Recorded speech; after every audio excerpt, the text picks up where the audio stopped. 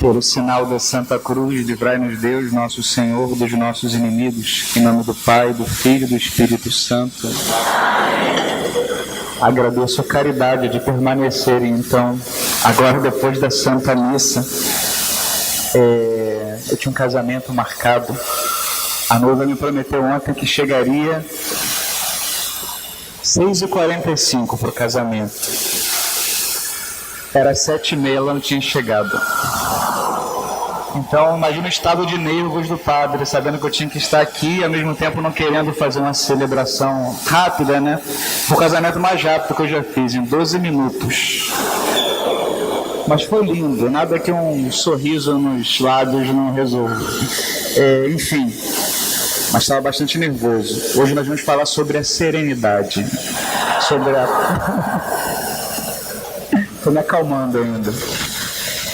Meus irmãos, nosso lugar se dirige, como estamos fazendo desde o início da nossa novena, a Nossa Senhora. Os evangelhos não nos dão muitos detalhes acerca de como estava Nossa Senhora no dia da anunciação do arcanjo Gabriel. Mas a arte cristã costuma, ao pintar a imagem da anunciação, colocar Nossa Senhora em atitude orante. Nossa Senhora em oração, no momento em que o arcanjo Gabriel aparece, ele anuncia essa embaixada divina de que ela seria a mãe do Salvador. Nossa Senhora em oração. Assim começa a sua vida, pelo menos noticiada a cada um de nós. E depois do nascimento do Senhor em Belém, depois da fuga para o Egito, nós não temos mais notícias acerca da infância de Jesus. Os evangelhos não nos contam nada. Praticamente 30 anos da vida do Senhor, com poucas exceções, como, por exemplo, no momento da apresentação de Jesus no templo, no momento em que Jesus é perdido, por Maria e José, com essas exceções escassas, nós não temos informações de como foi a vida do Senhor ao longo de quase 30 anos em Nazaré, e muito menos de Nossa Senhora, que passa quase desapercebida nas Sagradas Escrituras. O que sim nós sabemos, e que possivelmente por isso os evangelhos são muito limitados em falar desses detalhes, é que a vida do Senhor, em sua grande parte, foi uma vida comum. Jesus, filho de Maria e José, trabalhando na carpintaria, ajudando seu pai, conversando com Nossa Senhora, ajudando nas coisas do lar. E aqui nos impressiona muito pensar como era a oração de Nossa Senhora ao longo desses anos. Os irmãos já pensaram que Nossa Senhora orava falando com seu filho. Ela estava constantemente em oração, não é verdade? Dando uma bronca no menino Jesus, ela estava fazendo oração, porque orar não é falar com Deus. Ou mesmo quando ela dava uma bronca no menino Jesus, quando ele fazia alguma arte, ela estava fazendo oração. Quando ela o estreitava em seus braços, estava fazendo oração. O tempo todo da vida de Nossa Senhora era oração. Toda a sua vida era orar, falar com seu filho, falar com Deus. Isso é oração.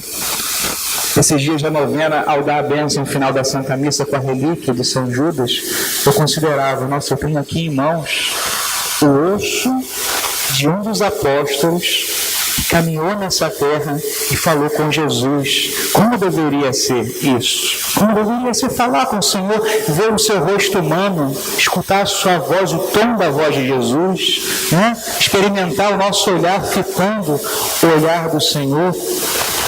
Uma vez falaram isso com Santa Teresa de Ávila. Como ela viveria se ela tivesse convivido com o Senhor em sua vida mortal em Nazaré? Se ela gostaria ou não. E ela disse, na verdade é que não faria muita diferença. O mesmo Jesus que pisou a nossa terra, o mesmo Jesus que falou com os apóstolos, o mesmo Jesus que pregou as multidões, que fez tantos milagres, é o Senhor com quem eu me encontro todos os dias no sacrário, em cada missa, com quem eu me encontro quando eu faço oração no meu quarto. O mesmo Jesus. Vejam que interessante. É importante nós termos essa consciência. O mesmo Deus é acessível a nós. Meus irmãos, nós cristãos não cultuamos um personagem meramente histórico que pisou a nossa terra faz 2000 anos. Nós nos relacionamos com o homem que pisou a nossa terra faz 2000 anos, mas está vivo aqui no meio de nós. Não cultuamos um personagem do passado, um personagem histórico. Nós cultuamos um Deus que se fez homem e que não nos abandonou, que não nos deixou, que permanece em nosso meio, o mesmo Jesus. Cada vez que a gente lê no Evangelho, se encanta com aquelas coisas maravilhosas que o Senhor fez, o abraço à pecadora arrependida, cuidado com as crianças, né? As palavras fortes que o Senhor dirigia a quem nos ouvia. Vejam, esse mesmo Senhor é acessível a mim todos os dias. Se nós quisermos marcar uma audiência com alguma autoridade pública, né? Com o prefeito, com o governador, muito mais um presidente de um país, possivelmente nem nos iriam atender. Mas se nos atendessem, nós teríamos que marcar na agenda, esperar dias, esperar uma situação adequada, né? Marcar uma audiência com muita antecedência. Agora, se nós quisermos conversar com o Criador de todo o universo, com esse Deus imenso que nada pode conter, nós não precisamos marcar audiência alguma. Nós temos o Senhor a hora que a gente quer, o lugar que a gente quer, Ele se deixa encontrar. Muito mais de São João da Cruz, muito mais do que a nossa alma tem sede de Deus, tem Deus sede da nossa alma. Deus nos espera, Deus nos aguarda ansiosamente. Gostaria que nós, de Nossa Senhora, destacássemos hoje a sua vida de oração e aprendêssemos também com ela a ser homens e mulheres de oração. Na nossa vida aqui na Terra só temos duas opções: ou vivemos buscando a santidade, vivendo uma autêntica vida espiritual, ou nós vivemos uma vida animal. Não há outra opção para a gente. Ou a gente vive conforme a nossa natureza, que é formada por espírito e carne, vivendo uma vida alimentando essa vida segundo a graça, segundo o espírito, ou a gente vive como os demais animais. Nós, seres humanos, não podemos nos equiparar aos demais animais, por mais nobres que sejam. Eu lembro até hoje de um amigo, num programa de TV, em debate sobre a vida, com a mulher que era a favor do aborto, enfim. E ele estava falando da dignidade de um embrião humano, e a mulher se espantou por ele dizer que aquele embrião no ventre da mãe vale mais do que a vida dos animais irracionais. Ela o chamou como se fosse um palavrão de especicista. Você é especicista? Você acha que a espécie humana é melhor que as demais espécies? Ele falou, não acho, tenho certeza. Isso que é algo tão óbvio, hoje em dia não é tão claro assim. Nós cristãos não temos só que ensinar revelar a nossa fé ao mundo, né? Divulgar a nossa fé, nós somos chamados também a ajudar os homens a pensarem as coisas mais básicas. Porque o homem, quando abandonou a fé, jogou a razão junto pelo ralo. Hoje nós cometemos coisas absolutamente irracionais. E é verdade, meus irmãos, nós, criaturas humanas, somos infinitamente superiores aos demais animais. Por mais nobres, por mais cuidado que nós temos que manifestar com eles, nós não nos equiparamos. Nos ensina a igreja que o homem, a criatura humana, é a única criatura que Deus ama por si mesma. E os demais animais e o universo existe em função do homem, para nós, para que nós cuidemos, sim. Mas existe nossa função. Deus fez para nós como um grande parque de diversões, para que o homem pudesse desfrutar da beleza da criação. Mas nós somos infinitamente superiores. O problema é que quando a gente não vive essa vida alimentada, segundo o Espírito, nós nos bestializamos. Nós vivemos como os demais animais. E nós podemos observar, quando a pessoa se esquece de Deus, ela vai se tornando realmente embrutecida, né? Daqui a pouco ela vai realizando coisas que não são nem dignas de um ser humano fazer. Nós vamos literalmente nos animalizando. E o único modo da gente viver segundo o Espírito é alimentarmos essa vida por meio da oração. Assim como o nosso corpo necessita diariamente do ar para respirar, A nossa alma sem oração definha. Nós precisamos da oração para viver vida autêntica. Oração, diálogo com Deus, cultivar essa atitude, esse hábito de conversar com Deus. Como diz a Escritura, Moisés falava com Deus como um amigo fala com seu amigo. Essa intimidade a qual nós somos chamados a viver.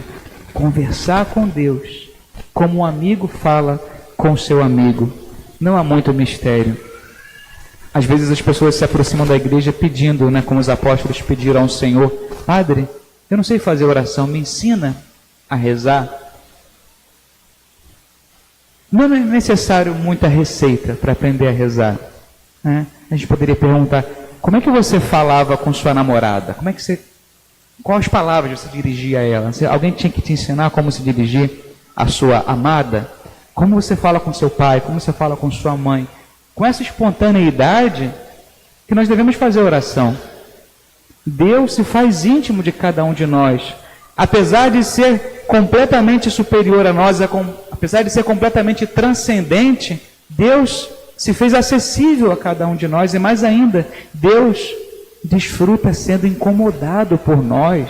Nós temos um Deus que gosta de ser incomodado por nós, ou seja, gosta de que nós nos dirijamos a Ele, que nós falemos com Ele, que nós coloquemos para fora as intenções que temos em nosso coração, as nossas angústias, tudo aquilo que é a nossa vida.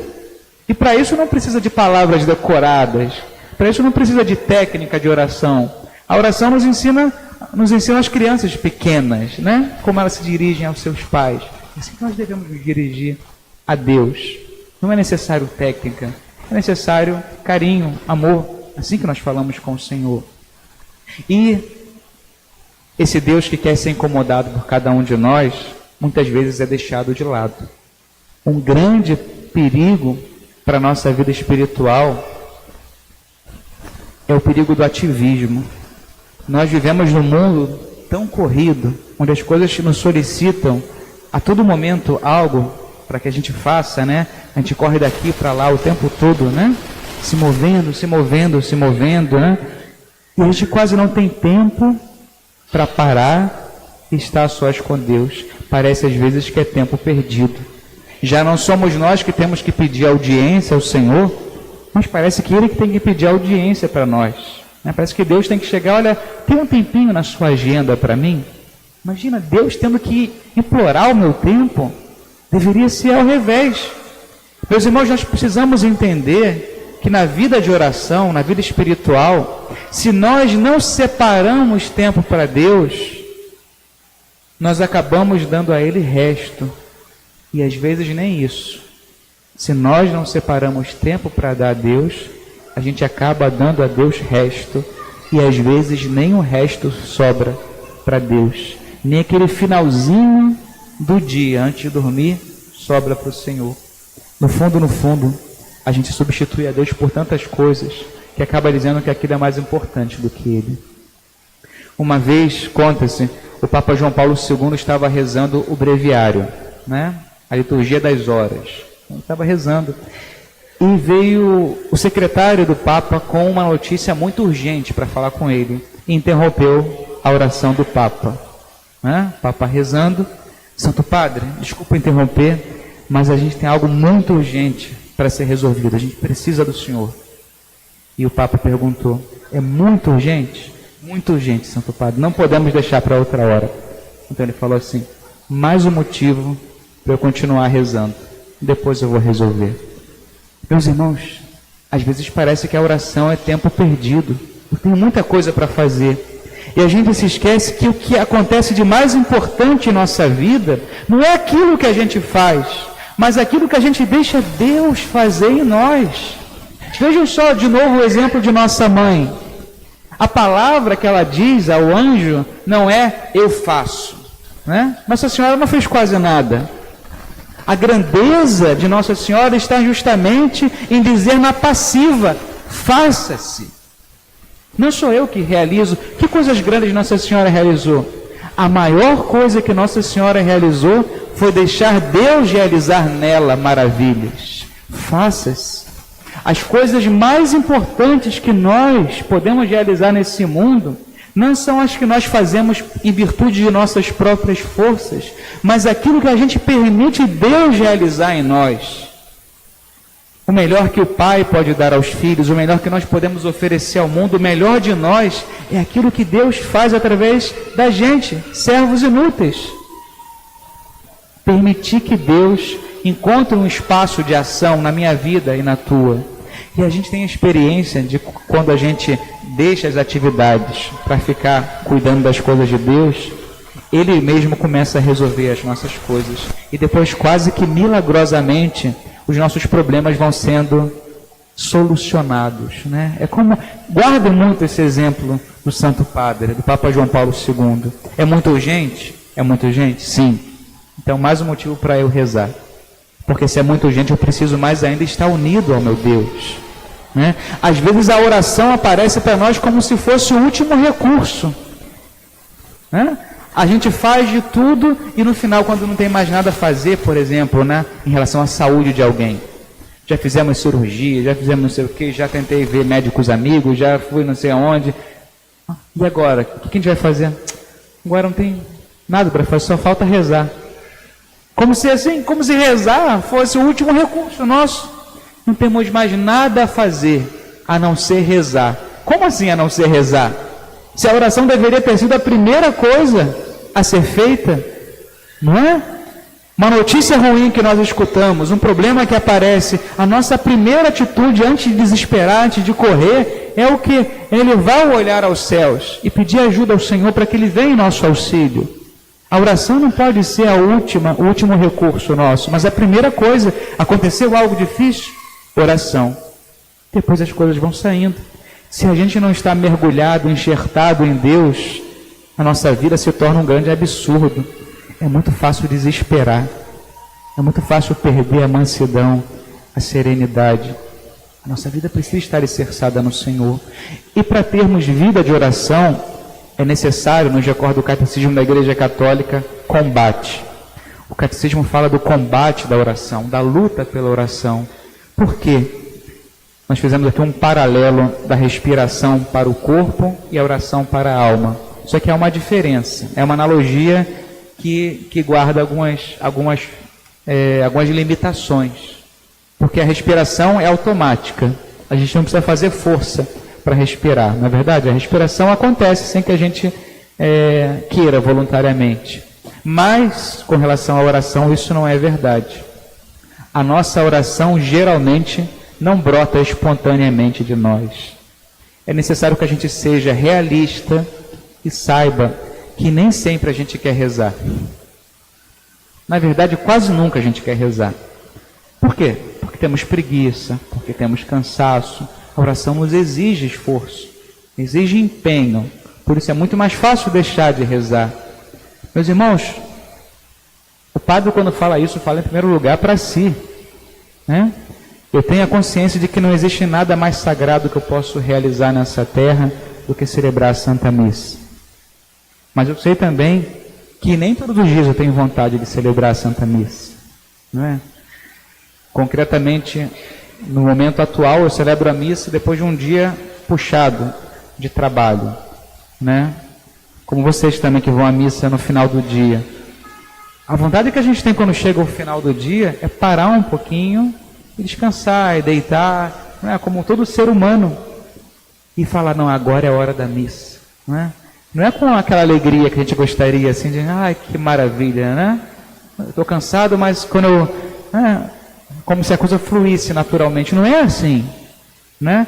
Não é falta de amor. Vejam bem, não é falta de amor. Quando a mãe acorda de madrugada com o filho, o bebê chorando, ela não diz assim, que maravilha, como eu adoro acordar de madrugada, né? Como eu gosto que o bebê tire o meu sono, né? Ninguém fala isso, né? Mas quem duvida que aquela mulher, que aquele homem que acorda de madrugada para cuidar do seu bebê que está chorando, faz isso por amor? Ele sente gozo nisso? Sente prazer nisso? Não. Ele preferia estar dormindo. A não ser que tenha alguém aqui quase com natureza angelical, né? Que o sacrifício flui espontaneamente, né? A maioria de nós, pobres pecadores, né, nesse vale de lágrimas, vai despertar pela madrugada dizendo: meu Deus do céu, mais uma vez. Né? Mas quem duvida que isso é amor? O amor verdadeiro se mede proporcionalmente aos sacrifícios que nós fazemos.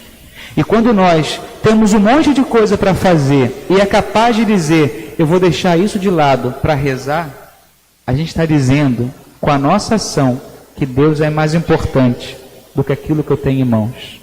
Estou trabalhando, né? Tenho um trabalho para realizar, deu meio-dia, eu paro o trabalho, me dirijo a uma imagem de Nossa Senhora e rezo ângelos, não é verdade?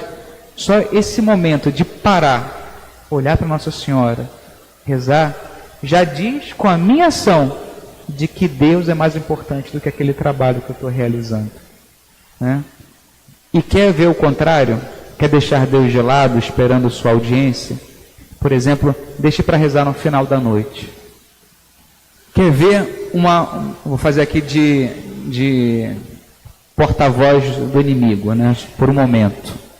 Quer ver uma receita para você nunca rezar o terço? Deixa para rezar antes de dormir. E como é que a gente ainda se engana, né? Não, depois eu rezo. Não é verdade? Depois eu rezo. Meus irmãos, não há depois. Deixar para depois é uma coisa que não rezar. Né? Os mais piedosos vão dizer assim: não, eu rezo a primeira dezena e meu anjo da guarda termina as outras. Não é verdade? Meu anjo da guarda termina, então eu posso repousar tranquilamente aqui. Quer não rezar um terço, deixa para rezar no final do dia. Quer não rezar, deixa para depois. Não existe depois para quem ama. Quem ama quer encontrar com a pessoa amada o quanto antes. Não podemos deixar Deus nos esperando. O quanto antes buscar o Senhor. Meus irmãos, é essa vida sobrenatural, essa vida que a oração alimenta diariamente, que nos faz viver uma vida segundo o Espírito, e não uma vida segundo a carne, como as dos demais animais.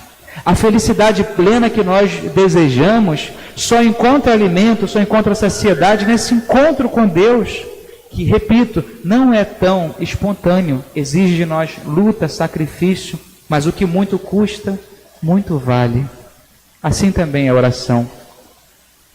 Que nós possamos acrescentar em nossa agenda momentos de deserto para estar com Deus, momentos de Tabor. Assim como o Senhor chamou Pedro, Tiago e João para subirem ao Tabor e estarem ali em companhia dele, né, vendo um pouquinho do céu. E depois de terem sido recarregados, né, com aquela visão gloriosa do Senhor, descer para suportar a cruz, o Senhor faz isso com cada um de nós. Cada vez que nós paramos as nossas atividades ordinárias para estar na presença de Deus, é como se Deus rasgasse um pouquinho do céu, fizesse que a gente respirasse um pouco, né? Respirasse, subindo a montanha, respirando esses ares de eternidade, para que a gente encontre força, esperança e volte novamente para a nossa labuta de cada dia.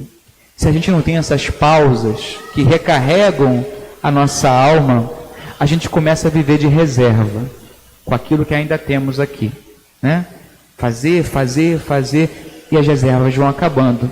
Até que chegue um dia que nós não encontramos mais gosto pela oração, a tibieza entra na nossa alma, começamos a ficar frios, perdemos a sensibilidade para as coisas divinas, começamos a reclamar de tudo, começamos a nos tornar pessimistas, e assim vamos nos animalizando. O segredo para que a nossa vida tenha sentido, o segredo para que nós tenhamos força, vitalidade, para que nós sejamos otimistas em meio ao mundo tão terrível como o nosso, não pode ser outra senão a oração. É a oração que nos garante nós nos libertarmos das coisas tão pesadas aqui dessa terra, respirar um pouquinho do céu para ter valentia, ter fortaleza e suportar as nossas cruzes de cada dia. Isso só vai acontecer se nós tivermos horário para rezar. Meus irmãos, não deixem na voluntariedade. Separem tempo para Deus. Todos nós almoçamos, em geral, todos os dias, né? Jantamos, tomamos banho, aqueles que tomam. Geralmente, há algumas atividades que nós realizamos diariamente. A oração não pode estar fora disso, né? Hora para rezar. Toda vez que eu acordar, vou fazer essa oração. Né? Toda vez que for meio-dia, vou botar meu celular para tocar o alarme, vou lembrar de rezar o Ângelus. Coloque alarme no celular para oração também. Né? Bota ali, hora de ler o Evangelho, hora de rezar o Ângelus, hora disso. Por quê?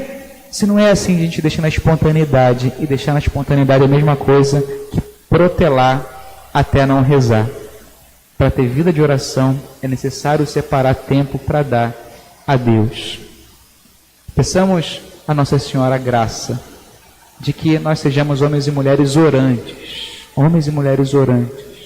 né, que conversem com Deus, que dialoguem com Deus, aprendendo a lançar sobre Ele as nossas preocupações, como diz São Pedro apóstolo, né? Lançai sobre o Senhor toda a vossa preocupação, pois é Ele quem cuida de vós.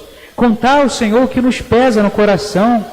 Às vezes nós nos sentimos tão sozinhos por não poder partilhar com alguém os pesos da nossa alma. Em primeiro lugar, partilhar com Deus, contar para Ele o que nos pesa.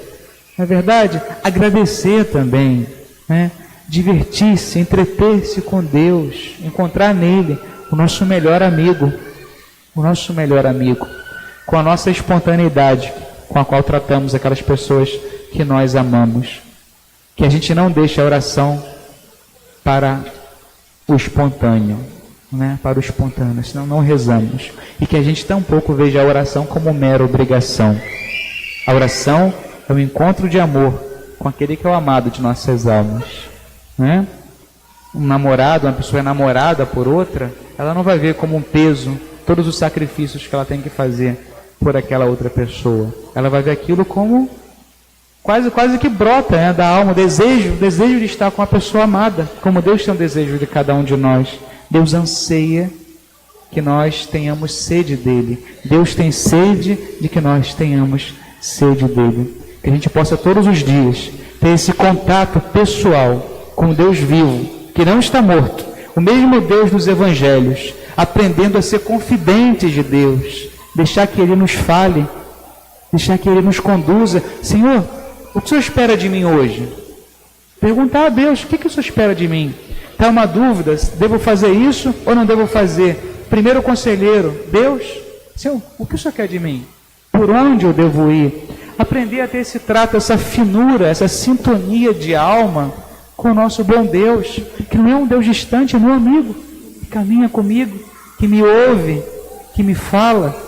Saber relacionar-se com Deus, como um amigo fala com seu amigo, com a mesma espontaneidade com a qual Nossa Senhora falava com Jesus, com a mesma espontaneidade com a qual São Judas Tadeu ouvia Jesus, convivia com ele. Que nós sejamos esses amigos de Deus, né? Termino. Às vezes a gente vê em pichações aí, né? Deus está vivo, eu hoje falei com Ele. Que verdade, né? A gente poderia dizer isso todos os dias. Eu hoje falei com Deus e Ele me falou. Hoje eu falei com Deus. Isso não deve ser algo extraordinário para cada um de nós, né? Deus falou comigo, eu falei com Ele. Isso é todos os dias da nossa vida. Conversar com Deus, ouvir a Deus, né? É o pão de cada dia do cristão. Que a gente tenha a vida interior, meus irmãos. Não sejamos homens e mulheres frívolos, superficiais, né? Que não têm raízes interiores. Que a gente possa cultivar essas raízes interiores numa vida profunda de intimidade com esse Deus que tem sede de que nós tenhamos sede dele. Ave Maria, cheia de graça, o Senhor é convosco. Bendita sois vós entre as mulheres. Bendito é o fruto do vosso ventre, Jesus. Santa Maria, Mãe de Deus, rogai por nós, pecadores, agora e na hora de nossa morte. Amém. Eu creio que não tem mais nada, agora o Padre Carmen já deve ter subido, então novamente eu deixo a bênção, que nunca é demais. O Senhor esteja convosco. Amém. Por intercessão da bem-aventurada e sempre Virgem Maria e de São Judas Tadeu, abençoe-vos Deus Todo-Poderoso, Pai e Filho e Espírito Santo. Levai a todos a alegria do Senhor ressuscitado, sejamos almas de oração e de paz, e o Senhor vos acompanhe. Graças a Deus.